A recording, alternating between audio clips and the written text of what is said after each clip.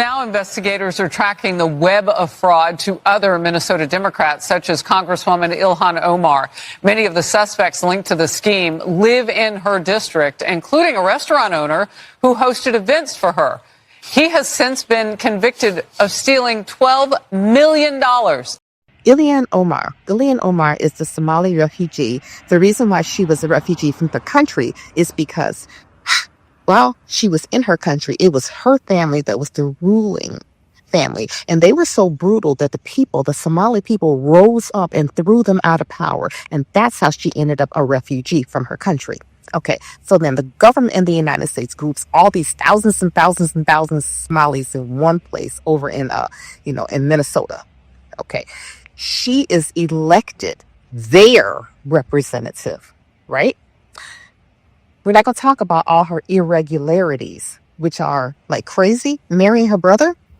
Okay, but when she goes to Congress, she's $40,000 in debt, but now she is worth $30 million.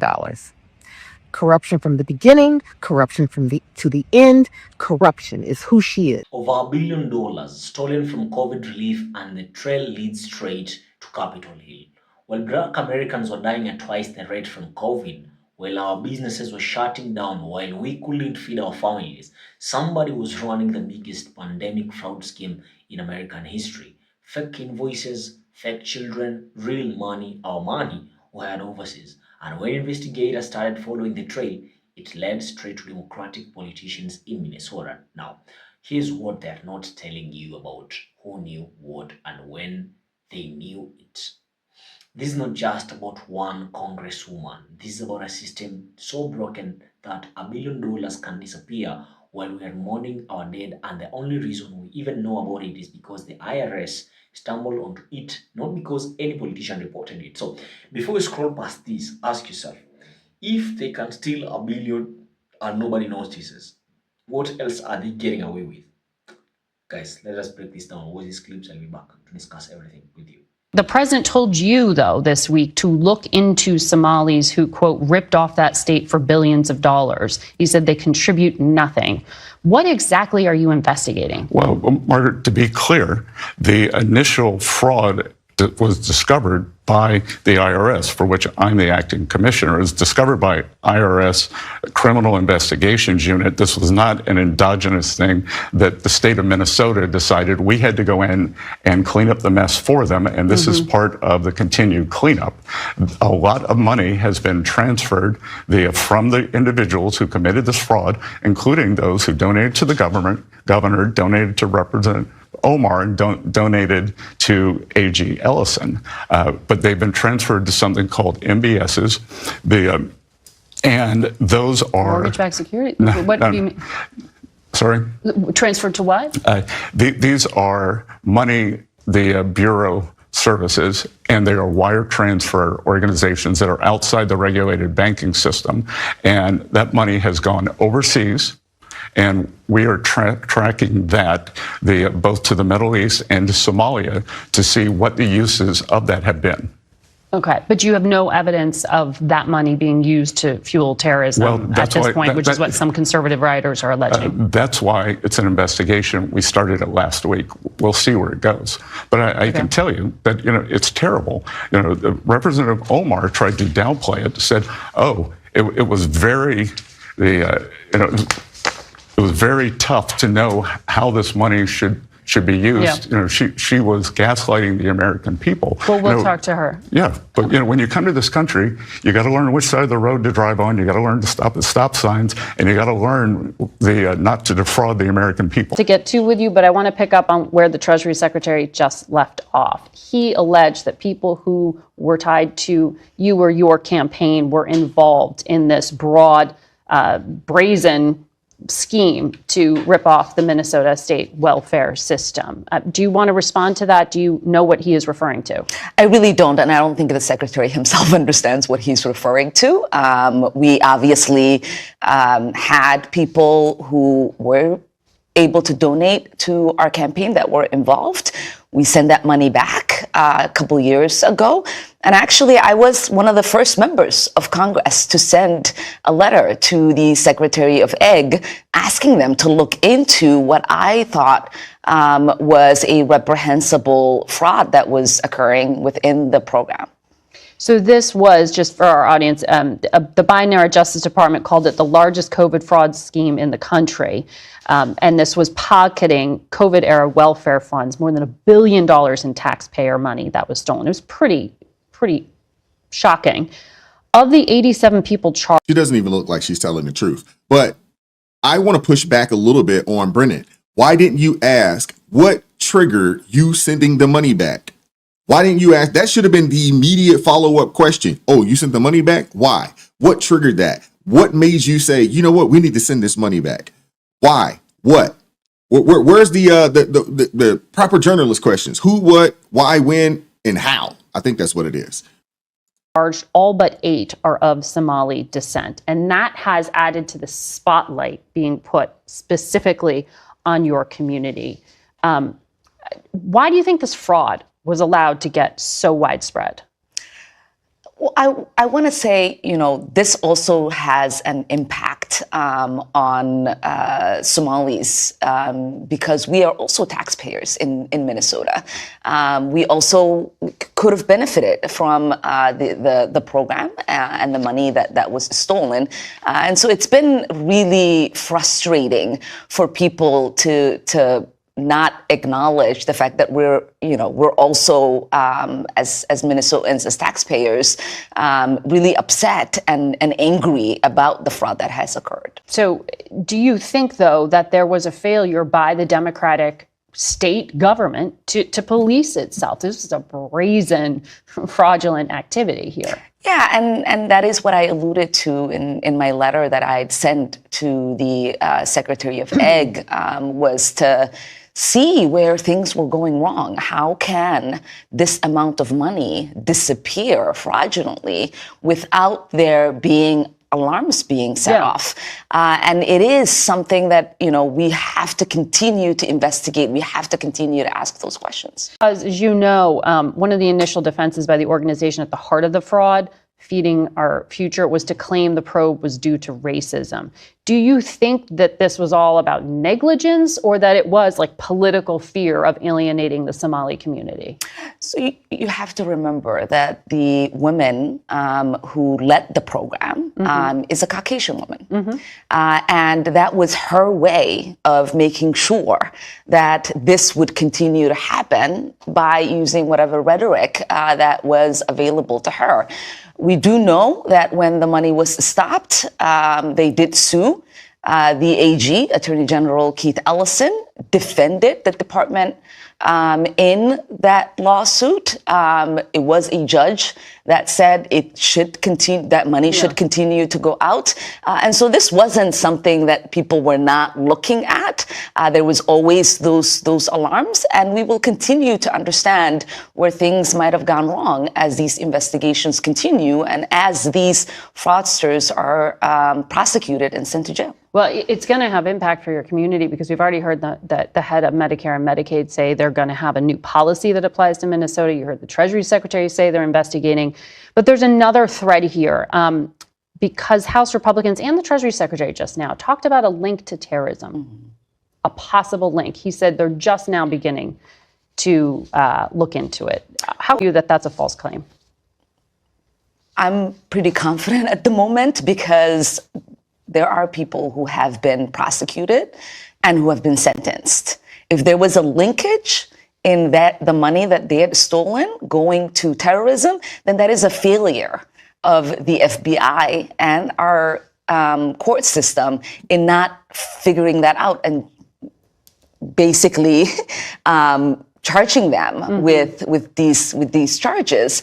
And so I do know that Body language matters. For many years, this sort of like alarm that there is money being transferred through the airport in bags and going to terrorism that accusation has always existed. There's never been here and there in those accusations. But if that is the case, if money from U.S. tax dollars is being sent to help with terrorism in Somalia, we want to know. Yeah. And we want those people prosecuted. And we want to make sure that that doesn't ever happen again.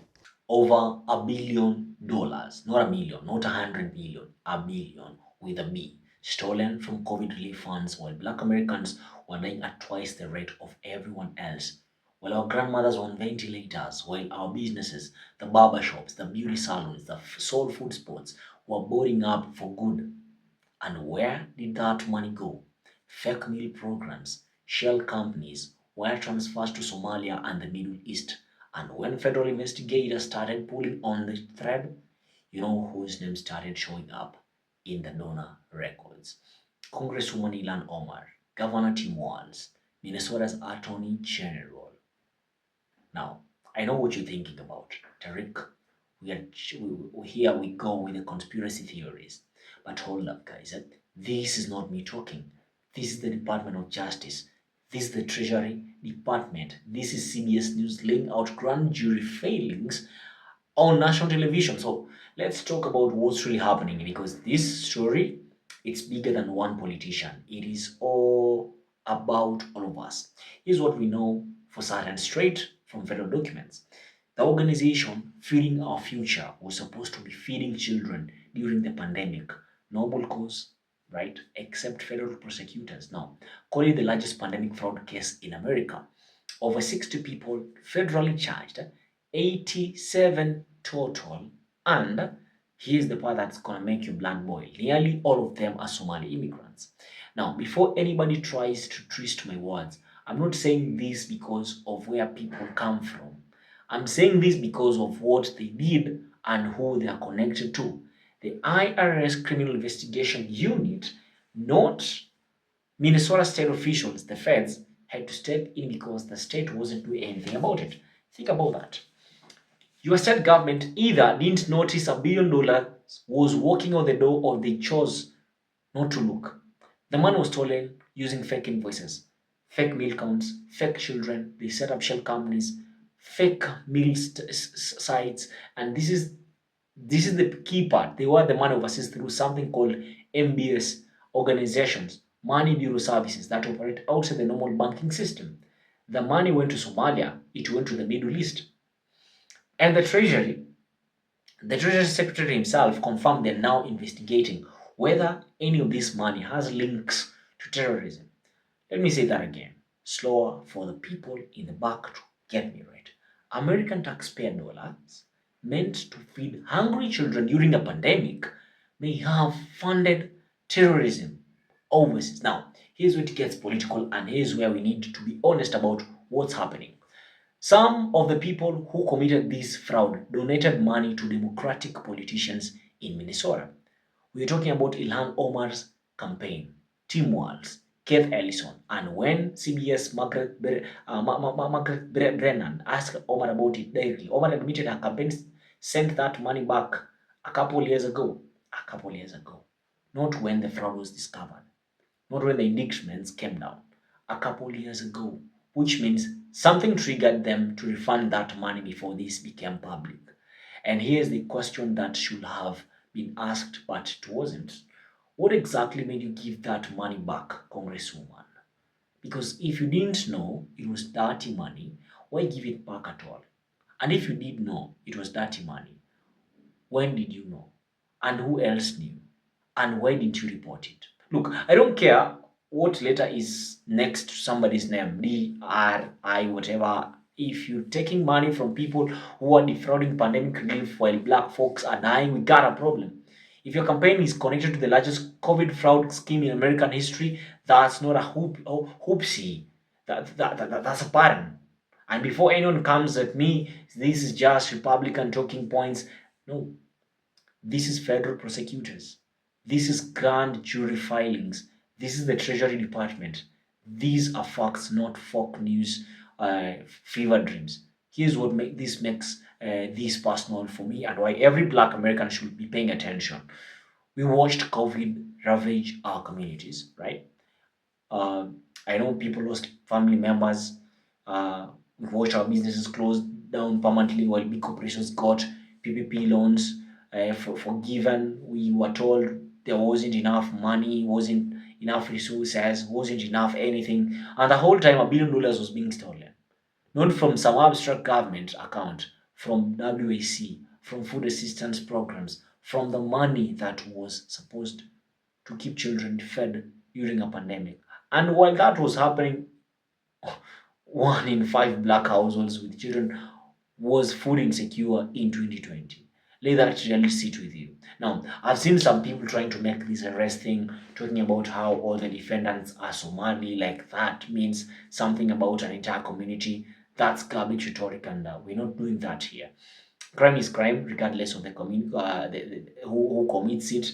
The Somali community in Minnesota includes thousands of law-abiding, tax-paying families who are also victims of this fraud because that money probably could have gone to their schools, their programs, their neighborhoods, But what we are not going to is pretend that ethnicity shields anyone from accountability. If the roles were reversed and these were 60 Black Americans from a specific neighborhood defrauding the government, they'd have militarized the police response. They'd have been talking about culture of corruption on every news channel. So we're going to keep the same energy here.